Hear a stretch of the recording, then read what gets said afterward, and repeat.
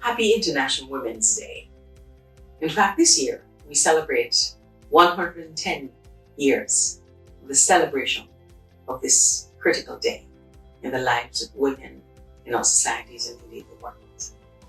This year's theme, Women in Leadership, Achieving an Equal Future in a COVID-19 World. Choose to challenge, is another clarion call to action by all of us as we continue this journey, this march towards gender equity and gender parity across our various societies. 25 years after the Beijing Declaration of 1995, we have seen marginal progress for women in positions of leadership and decision-making across the world. The United Nations statistics have revealed that globally, women comprise less than 25% of their parliaments. We must change this. Let us choose to challenge. When we examine the theme for this year's International Women's Day, certainly in the context of the COVID-19 pandemic, we realize and we recognize that women and girls have been disproportionately affected by the pandemic.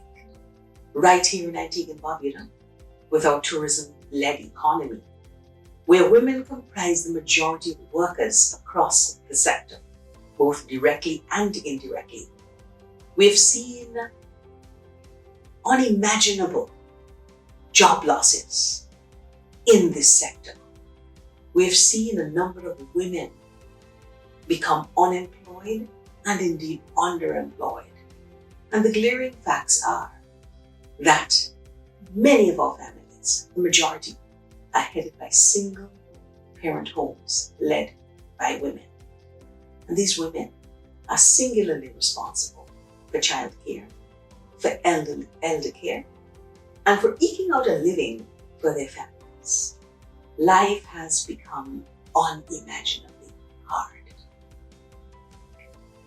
With the perpetual lockdown, with the ongoing state of emergency, and the curfew, in fact, I'm confident that when the final statistics are tallied, we will again see that gender-based violence and various forms of gender-based violence, from intimidation, from abuse in all forms, have increased here in Antigua and Barbuda as they have across the world. And we must challenge some of these. In fact, no, we must challenge all of these because they're not normal. It's not acceptable. And so as we prepare for life post-COVID-19, now is the time for us to recognize that we cannot continue to live in a world, indeed a country, where the voices of women are absent from the decision-making tables, where issues affecting our lives and our livelihoods are being decided.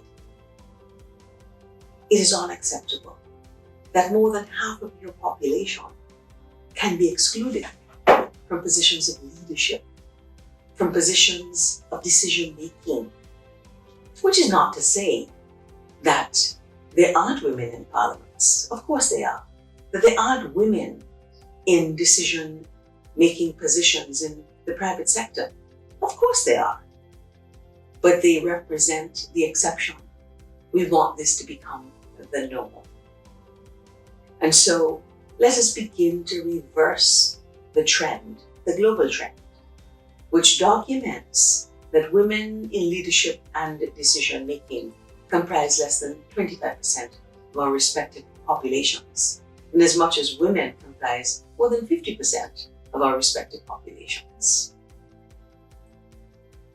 The move towards this kind of equity and parity requires collective and decisive action by all of us, women and men, working together, respecting each other, and recognizing that women have a key role to play in positions of leadership and decision making. And when we examine those countries across the world where the statistics have shown that they have managed and they continue to manage the crisis rather well, one thing stands out, that all of these countries, bar none, are headed by women. So as we reflect and as we celebrate International Women's Day, I again urge all of us, choose to challenge. Happy International Women's Day.